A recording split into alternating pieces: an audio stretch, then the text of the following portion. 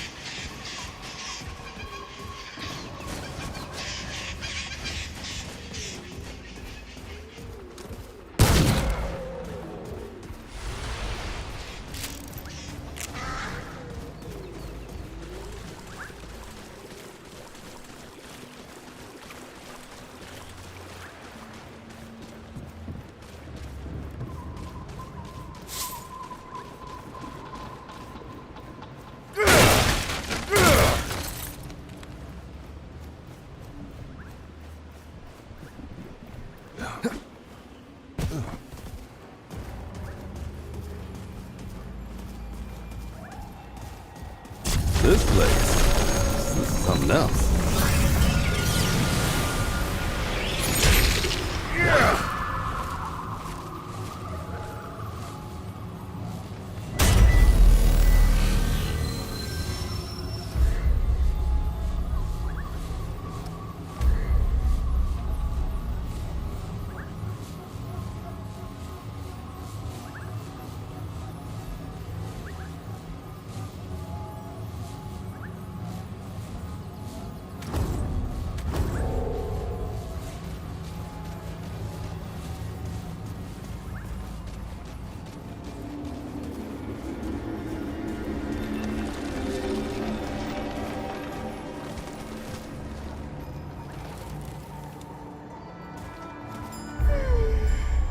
Summons me from my ethereal wanderings. Luzar. What kind of beast is this?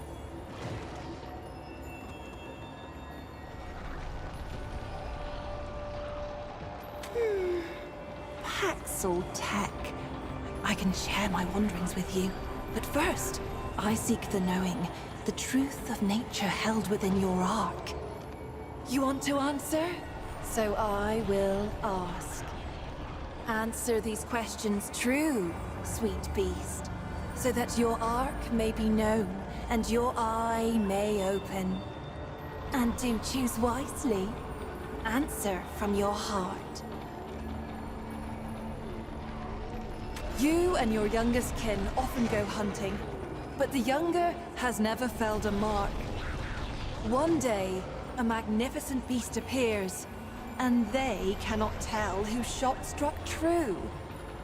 You know that their shot flew into the bushes while yours found the beast's heart. But out of pity, you tell them that they struck the killing blow. Upon your return to town, your kin proudly claims the kill and is offered a job by the town butcher. Do you allow the butcher and your kin to believe your deception? Or do you admit the truth?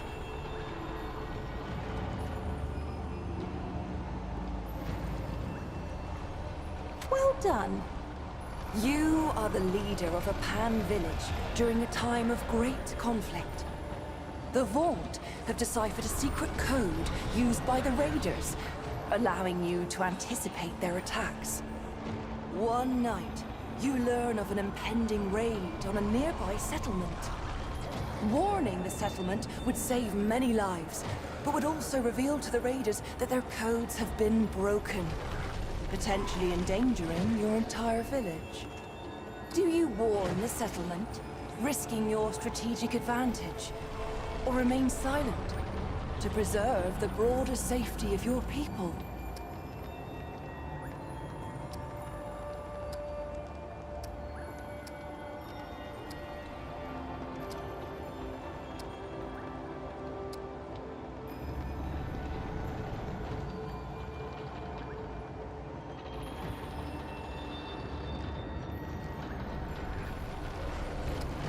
Fascinating. Your child has taken up a dangerous game, taunting a wild beast for their amusement. If they continue, they will almost certainly get hurt, though they will learn much if they are not killed. Do you stop them, or let them learn from their own mistakes?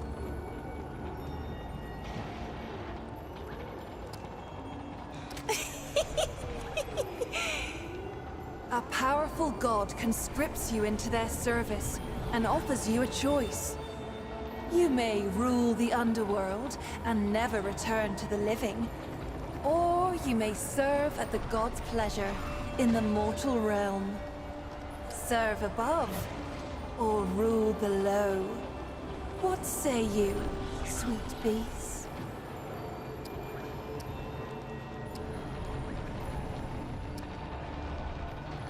Oh, what fun this is! Imagine you are the immortal Empress, but the secret of your immortality, and the immortality of all who pledge fealty to you, is gone. The Thane is dead, and soon, all who are immortal will become mortal again. If you reveal this, you risk the loss of all your power. Do you tell your people the truth, Or do you try to find another way?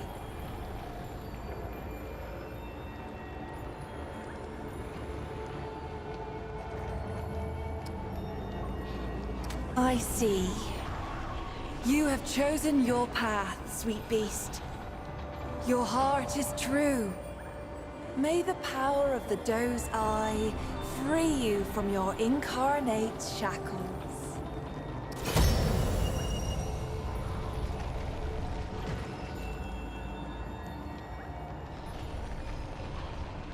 In the arc of every being, there are two eyes. We may see out of either, but most favor one over the other. The Ravager's eye is dynamic, driven, and endlessly hungry. Yet for all its power, its vision is clouded. The eye of the Ravager rarely sees beyond its own satiation. Like an animal chasing its tail, it knows no rest. The Doe's Eye sees only what is before it. The gift of the Doe is subtle, easily missed. It is a most mysterious presence inside oneself, conferring power without force, just as the Doe itself cannot be This sought, isn't looking good. nor tracked, nor hunted. By answering true, sweet beast, you give me a wink, and now the gifts of your dominant eye will be open to you. Would you care to hear a tale?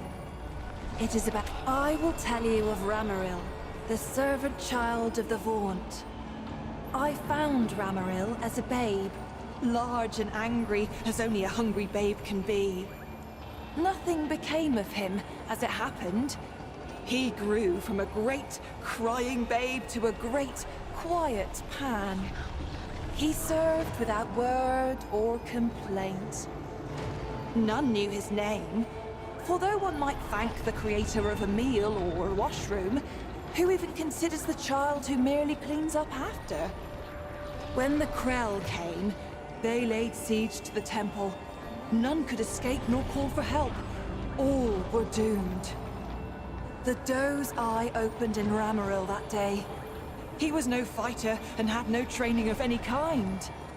But he lifted the largest shield he could find and told the others to run once he'd made away. He drove dozens of Krell over a cliff, and himself with them. Later, his masters came to me seeking to know more of this boy who had saved them, whom I had laid at their doorstep. I told them many stories. One might even consider them true. Is there anything else? Knowledge of me? Of our wonderful world?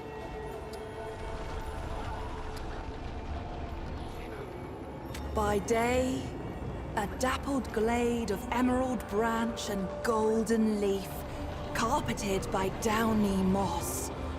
By night, sweet beast, the trees bewitch the lost and inebriated. Or so it was before this age of extermination. How I long to return to play. This age, for me, holds only decay. You stand before Mydra, spirit of the natural world, daughter of stem and stream.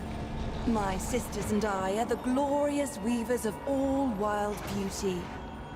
When mountain, spring, and sturdy tree trunk take your breath, sweet beast, that is us. That is our blessing. An immeasurable number. Mother stem and mother stream rely on us to sprawl and grow. Though we don't often commune with beasties such as you. Not in this age.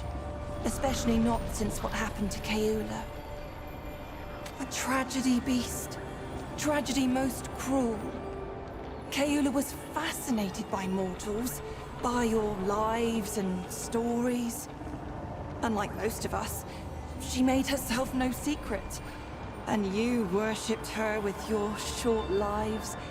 Even built her a house. A temple, you called it. The root found her there, We godlings are not easily unwoven, however, and it slew her not. But perhaps it would be better if it had. For what remains is no longer the sister I knew. But we hold happy thoughts. Regret only wastes one life with another. Is there something else we can talk about? Farewell, sweet beast.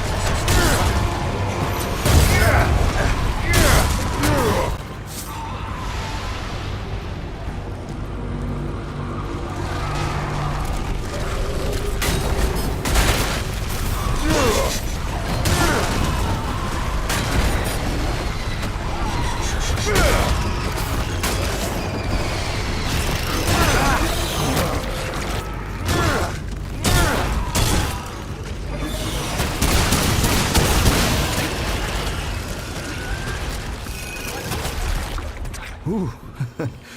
Glad that's over.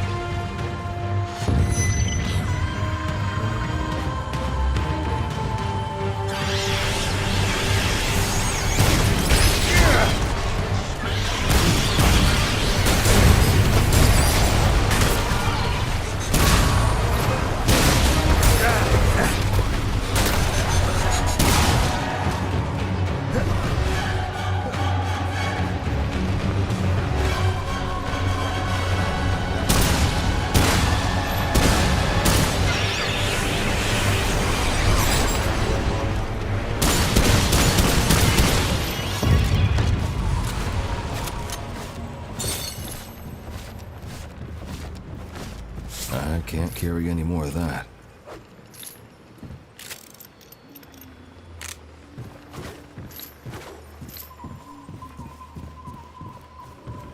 Oh, I've got enough of that.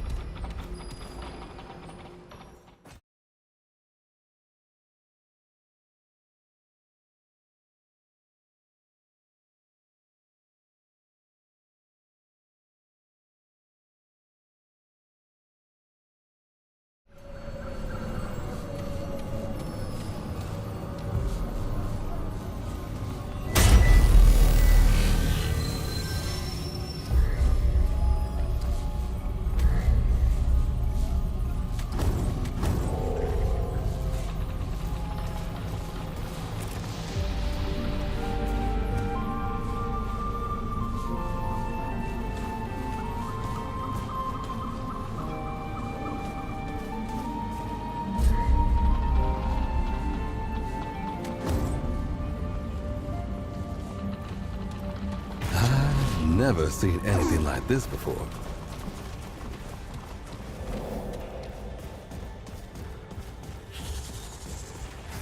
Great. More bad news.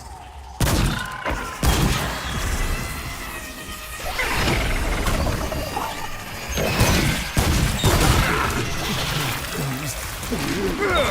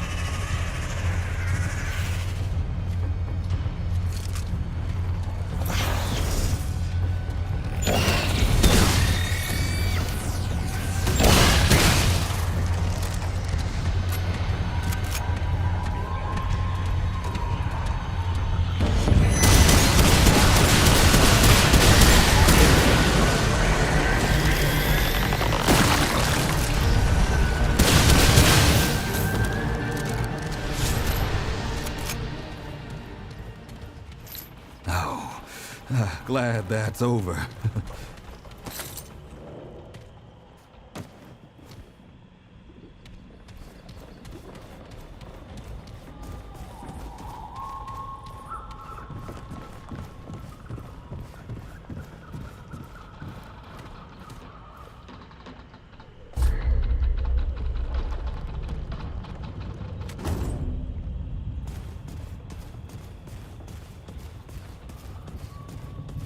All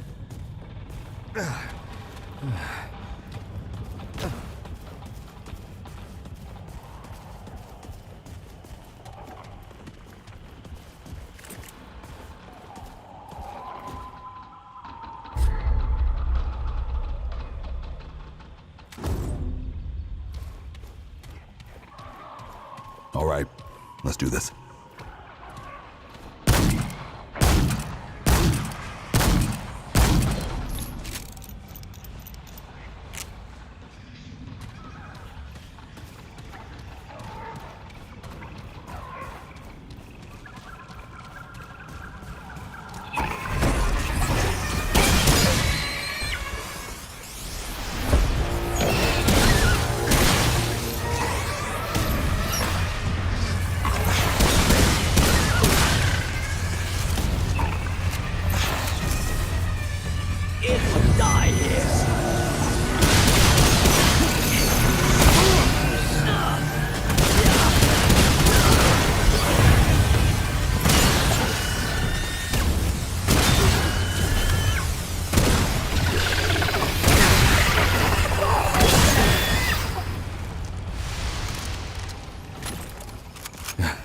Damn.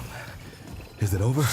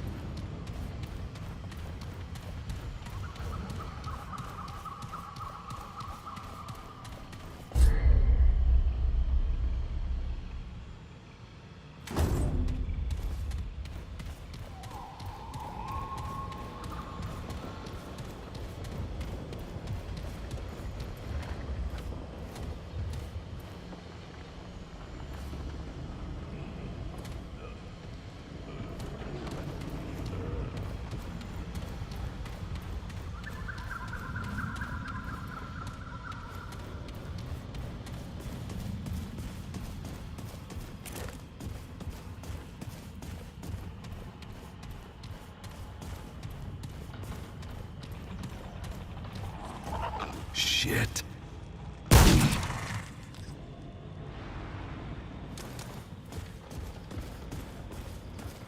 Huh?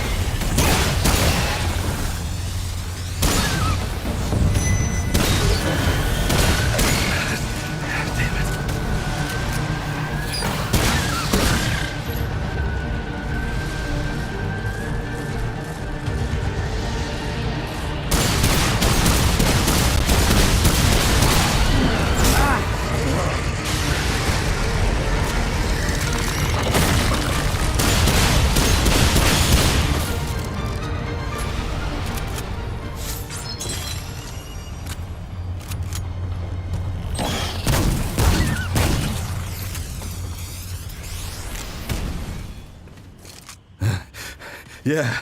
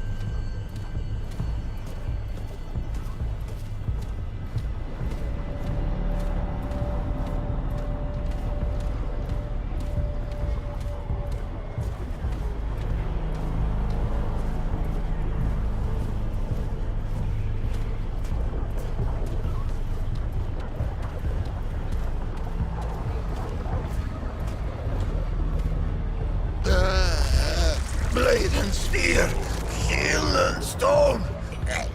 To arms, they come. They,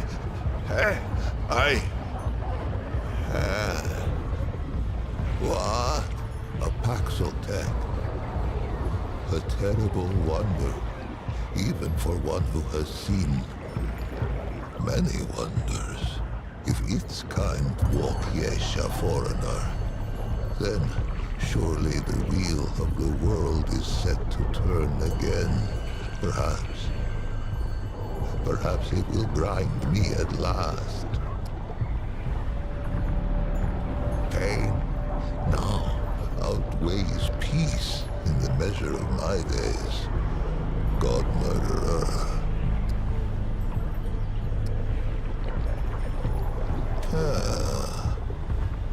Know it nothing of the hoofless who have voyaged before it? Is it innocent of the lifeblood that stains its hairless hands? Curious. A curious race, Paxotech are, to be sure. How came I to this wretched state? Its eyes reached the question. Before its tongue left home or hearth, the tumbling ruin beneath its tender pads was once a fortification, an encircling bulwark to the greatest conurbation ever brought forth on Yesha's soil. Such faith we put in its solidity. Merchant and marshal, peasant and prince, their souls kneeled at the altar of within and without. But a wall is a false god, built to crumble. The only thing a wall ever truly divides is a fool from his wisdom. The rifts open swiftly. They split the bulwark stone as a hot needle kisses the onion skin of a boil, and the pus poured through on tangled wooden limbs. Yes, the final calamity. Their numbers endless. They rushed upon us like a river in flood. The end began. Teeming with life. The sun has never shone on a city greater, ruined, so that I might not even visit it in dreams, charnel by the root. Yes, the final calamity. Their numbers endless.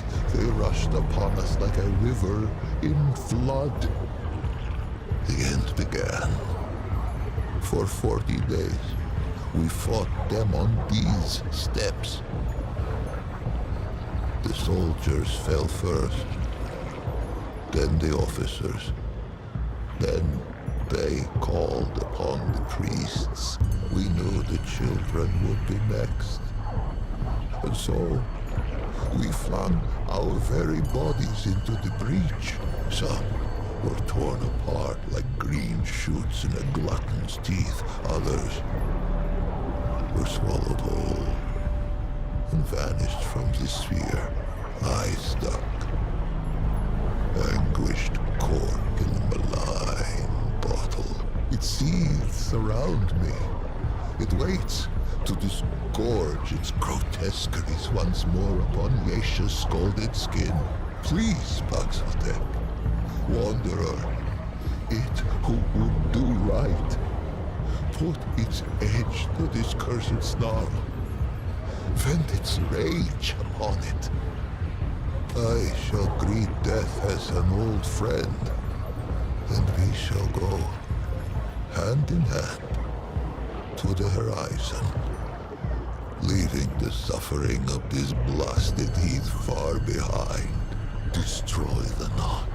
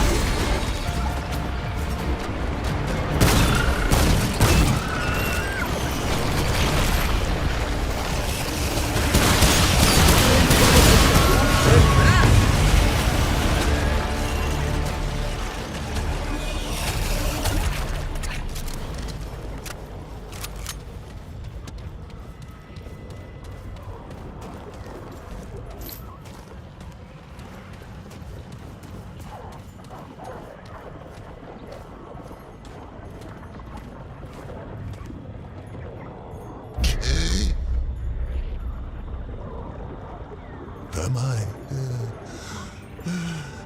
Is this real? Or has insensate madness claimed me? Paxaltag. I have not tasted air unmixed with the foul humors of the tango in an age's age, nor dared I dream that I ever might again, much less feel the soft touch of good soil beneath my hooves, or the kiss of the wind on my free fur. Faithless, faithless have I been, and yet Paxaltec came, with war in its right hand and temperance in its left. The Paxaltec came, and I am saved. Two-handed warrior. It has my allegiance, whatever may come. Paxaltec have a gift for death, this much is true, but they are not all destroyers. Perhaps if it fights with us, perhaps the root may yet be crushed under the wheel of time. Take this, though it be a relic of Wheelamer, stewards of death. Wield it in defense of life.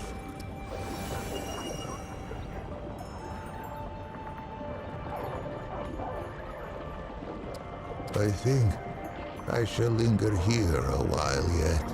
Many are those who fell on these blood-soaked steps. No, some are now naught but bones. They each deserve the funerary rites of royalty. These I shall endeavor to complete with whatever time is left to me. If its road should ever wind this way again, grace me with a visit. There are yet tales of Yesha, I might tell it, if it cares to hear them shared. On the contrary, it has been ages since I felt so very much alive. Let us first be properly introduced. Once I was called Lich, foremost of the Lemir. High priest of the dead. How I gloried in that title. Would that I had known the irony. For many epochs, the Highborn did not fear the flow of time, for the fruit of the Thane tree kept it at bay. But there are other ways to die. Misadventure. The Eternal Empress dreamed of defeating this final terminus. If life could be taken, could it not be given back? The flesh was preserved against that question's answer. This was the province of the Lemir. A funerary priest of the deathless, the Highborn, one who wraps the powerful in glory, and a Muslim who seals the secrets of the Eternal Empress with sweet seed oil and with night sap. We guarded the flesh of the great and sought their resurrection. Among these trusted sacred pan, I was the utmost. I relish the favor of her permanence. More fool I. But let us start at the beginning. Much would I have it know. And to know all, it must know what is first. Would it hear the history of the pan? In the time before time, the pan lived in the place that was. It is said that there came a great plague that ravaged the land so that the fields were seeded only with the bones of the dead and yielded only the cries of the bereft. With his flock drowning in woe, the leader of the pan held forth a great decree. 100 ships were built to hold 10,000 souls, with their god of many faces cutting the waves before them. The pan that were ventured across the Vilkmarza, the dark sea, through the long night. The Vaughnts prayed and the Red Widows wept, for no one knew if the dark sea had a far shore. 100 days lit the 100 ships, and 100 knights drew their swaddling across them too. But on the 101st day, as the Red Widow in the foremost ship bowed her horns to the god of many faces, a bird lit between them, singing, "Glory to the Pan, for they have reached the King Mother." Yesha rose like the dawn before them, unseen, untamed, and free. The king who was, him known to the Pan as Colket the War-Handed, later Colket the Woebegone, and at last as Colket the Wise. Quick of blade was he in his youth, a fearsome general who watered the tree of progress with the lifeblood of many enemies. But the exploits of youth brought Colket no peace in age. They say he took the plague as fate's judgment against his warlike eye.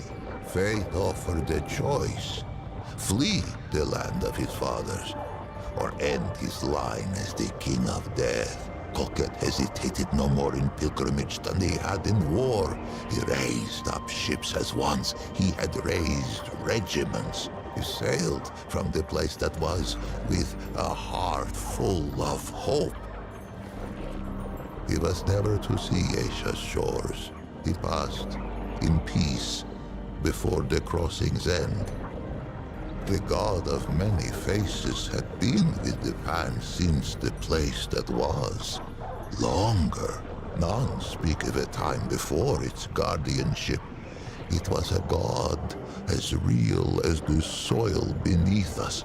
A god one could visit, a god one could touch. Its ways were not known, but all agreed it loved us and ever would.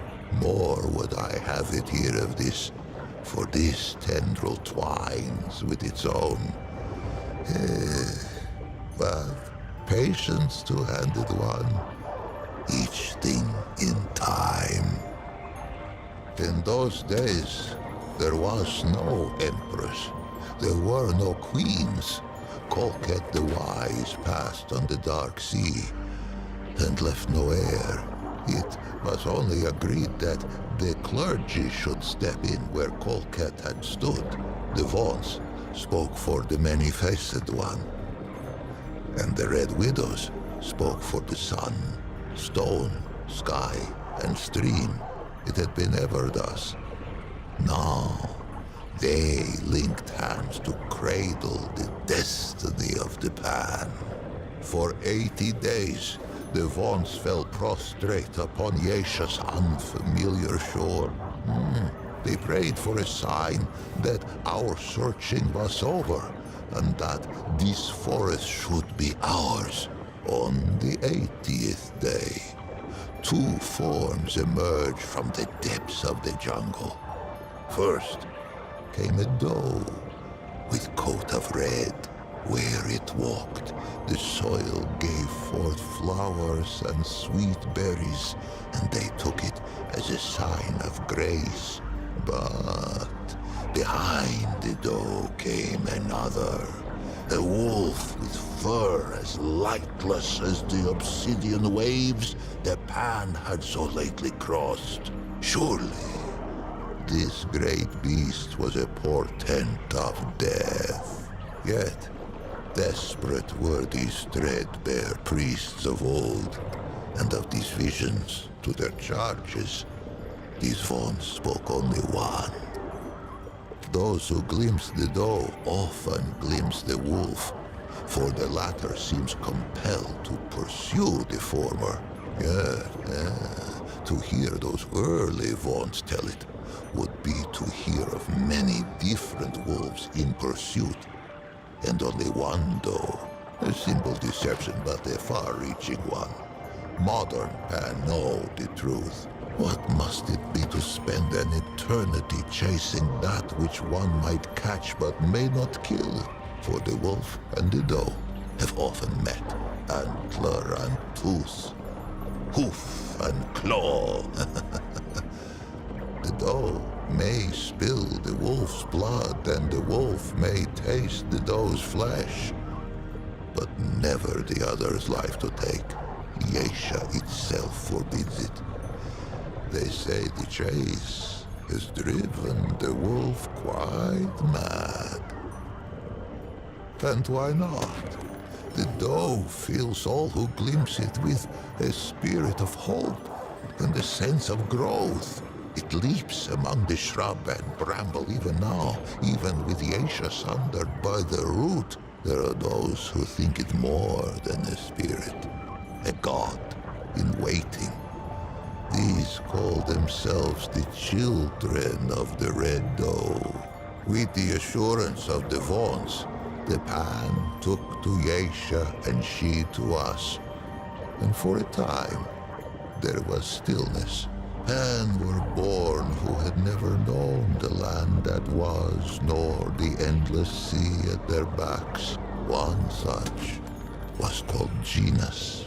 She was but 15 springs when she felt the calling of the Red Widows, and not 3 more when she felt the touch of sickness. As Genus approached the door of death, she sought her sisters, for there were no Lamer yet, and it was the Red Widows who ushered the Pan into the soil. But Genus's malady was known to the Widow Mother, to her, to the Elder Pan. It seemed the plague had found them again, even on this distant shore. Genus was shunned, cast out into the jungle, and her name was forbidden from Pan lips. None among them could have foreseen what would come next. Plague-ridden and scorned, the Red Widow Genus had been cast into the jungle to be forgotten. But fate had other plans. After many days in the jungle, Genus emerged. The Pan were humbled, for all signs of plague had been lifted from the young Genus, replaced by a regal gait none could deny. Fascinated, all assembled to hear her tale. And quite a tale it was. Genus spoke of a vision that had come upon her as she lay in the moss, gasping out her last. In her vision, the plagues had returned.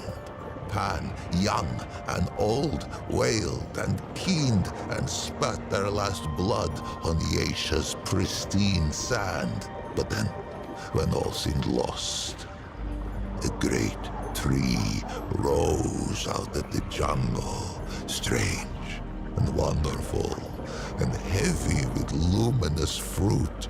This tree, the Thane, she named it, gave all who ate of it a life unending. The Pan embraced it, and their glory stretched on for 1,000 epochs. Genus rose to power on this. A spire built of words. It is difficult to say. Genus has had charge of her own legend for an age of ages. Suffice to say, there is enough truth to her vision for me to know her personally, though I was born some 30 mothers hence, and yet, in knowing her, I find its question impossible to answer. by spreading her message of doom and salvation. The Red Widows were easy converts, inclined to believe their sister, and eager to spread her vision to all the Pan. In time, they held more sway than even the Vaughnts. It was a great shift. It would not be the last. Among the Red Widow's, genus was quickly elevated to Widow Mother. The crops flourished, and the villages spread. The jungle receded from the shore. Many seasons passed, and Genus grew stooped and lined as all Pan before her had. In her 77th winter, Genus had another vision. The Thane called to her, and she told her people it was time to seek it out, for the calamity was imminent. 500 Pan were assembled to undertake the expedition. Genus herself, a contingent of Red Widows, a party from each of the villages. Many imagined they would never see their queen again. Those that lived long enough came to know the taste of those words. When Genus, now as young and beautiful as the day she first beat death, emerged from the jungle once more, with 49 immortals at her back. She had been reborn a second time, as an Empress Eternal. For years they searched the forest, battling hunger, storms, and beasts red of tooth and claw. 20 winters passed. Many succumbed to death or to doubt by the 21st spring. Only 5 Red Widows and 44 common Pan stood at Genus's side. It was they whom she led into the clearing. It was they who beheld the Thane. It was they who tasted the fruit and felt time's weight fall from their shoulders. No plague has touched the Pan since, but calamity wears faces nearly as numerous as our god of old. Unless I am much mistaken, the Empress lives yet, for no funerary smoke has filled the sky above her ziggurat. If the Pan vanish from Yesha's soil, I imagine she will be the last to depart. With death thus leashed, the eternal Genus and her immortals brought forth an empire heretofore unknown. Great ziggurats were hewn from the living rock, and at their feet grew great cities lit by arcane magics. Genus's prophecies all came about, save one. If only the Pan of that epoch had wondered as it does two-handed one, what of the great calamity? But none worried, save a few Vaughnts. The old ways were dying, and the Empress was not. No achievement seemed beyond the reach of the Pan. It was then that the wolf came. But the story of Yesha is the story of who tastes the fruit of the Thane tree. 49 immortals begat many more. A deathless aristocracy. They traded favor with the Empress, traded years of life itself like fishmongers at market. They called it the Ravager, the very obsidian beast the Vaughnts of old had glimpsed and hidden. It sprang from the jungle as sudden as a squall. It made no more than mutton of the bravest warrior. Fear fell like night across the empire. Death roamed Yesha. Ravenous death none could tame. There were those who would have seen the beast slain, but the Ravager was never much glimpsed that the Red Doe should not follow. and vice versa. The green things of the jungle sprang from the red doe's feet. But on what do green things grow, if not the flesh of departed life? Who knew what would become of the doe if the Ravager were felled? Who knew what would become of the jungle? Who knew what would become of the Thane tree? It was the twice humbled Vaughnts who kept the Empire from vanishing down the Ravager's throat. For the Vaughnts had pondered the beast since it first appeared to them on Yesha's shores. It was they who had learned to listen to Aethir's song. They who learned to appease the Ravager with tribute, with dance, and with music. Balance returned, and the wheel of time rolled on. The song of all living things. It permeates our forest. It whispers in the leaves, thrums in the soil, shines in the sun, babbles in the stream. The Vaughnts devote themselves to the song's mystery. They play it to tap its power, as other Pan might use the energy of a crystal, or the heat of a flame.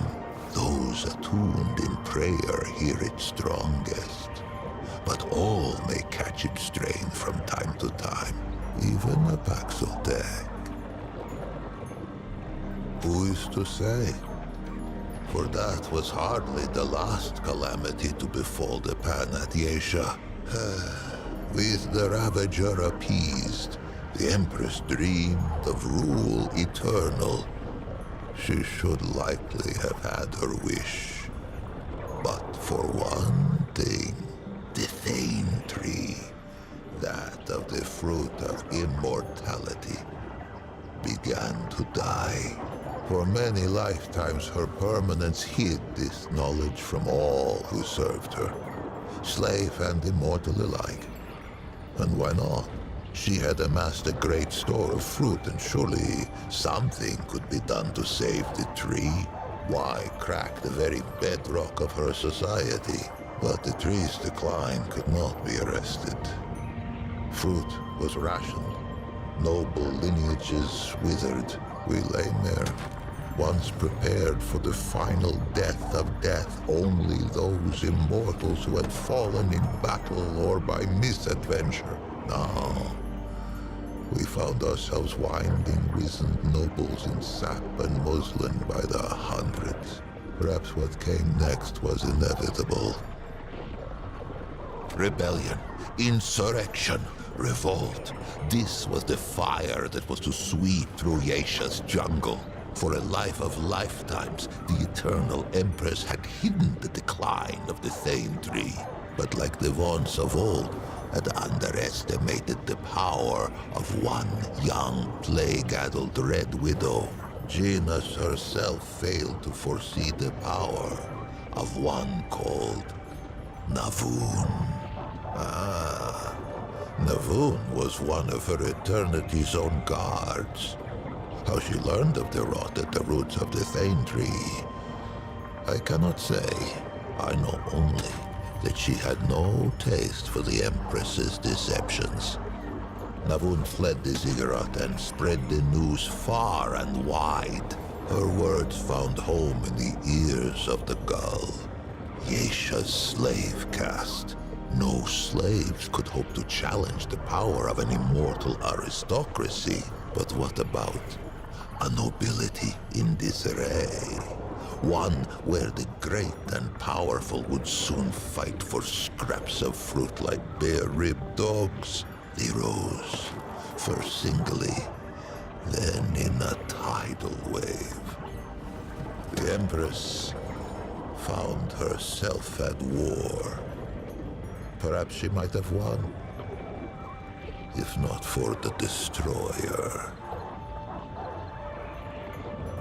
Ever was Gina served by the Red Widows. She was still Widow Mother. Is still, if such a thing has any meaning now. Some among the widow's ranks forswore tenderness and became instead her permanence's highest guard. Genus herself had been the lowest widow in her order, and she had turned Pan society inside out. How fitting, then, that the last and least of her own widow guard should become her greatest adversary.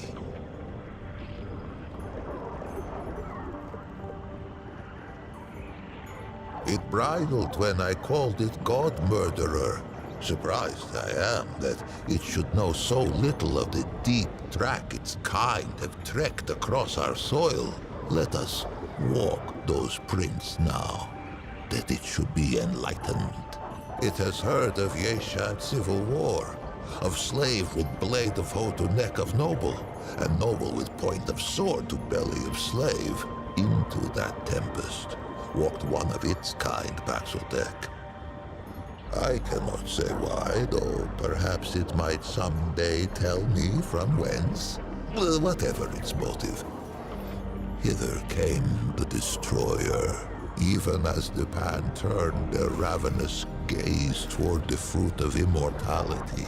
Our god of many faces remained satisfied with the scant worship of the vaunts and the commoners. It was an ever-present comfort. A guardian we scarcely thought of. The destroyer, Paxeltech, oh yes, its kind, drove its blade into the pure heart of our guardian. We knew not that it was the god of many faces who kept the root from this world. But in death, many faces' absence was soon felt. In her world already torn by war, where caste let blood of caste, there came reports of some new woe. Travelers spoke of twisted horrors on the road, but we who relished in the weight of this wall only scoffed. Who knew that the very air could rip, that the world itself could tear and spill like a wineskin under hoof? Oh, how we fought, priest and prince and pauper, side by side, our world's lifeblood drizzling through our fingers as we clutched at the hanging tatters of Yesha's slit throat. Most perished, and I became enmeshed. I thought our tale told, our race run, and yet, among the Pan there is a saying. Why just ask the Rin? I gave the impression, perhaps, that Yesha was uninhabited at the arrival of the Pan, save for the doe, the wolf, the birds, and the beasts. This is not so. The Rin slink Yesha's canopy on leathery wings. Perhaps they once thought to defend their forest. But Lash and Lure put that to rest. Lash, in that no Rin could hope to withstand the onslaught of energy we Pan have learned to draw from Yesha's native crystal. The Flying Ones have no talent for crystal craft. Lure, in that under normal circumstances, Rin eggs reach maturity only with great difficulty. I know not who first discovered the potential for symbiosis between our species. Only that it is a whimsical god indeed who sends the most precious resource one kind could hope to acquire out the hind end of the other. As sure as there is iron in the soil of Yesha, there is irony. It was a pad-footed Paxeltech who slew our guardian and brought the root. Would it be so strange to see a Paxeltech drive them from our shores? Perhaps. Perhaps as with Genus and the Voon. The strangeness is the point. It has done me a service unpayable. No reward can suffice. But perhaps, if it cannot be rewarded, it can be equipped. Colket brought war, then wisdom. Its forebears brought the root, but its wisdom stayed the flames, that I might live beyond the hated knot. Take this now, as a token of my gratitude.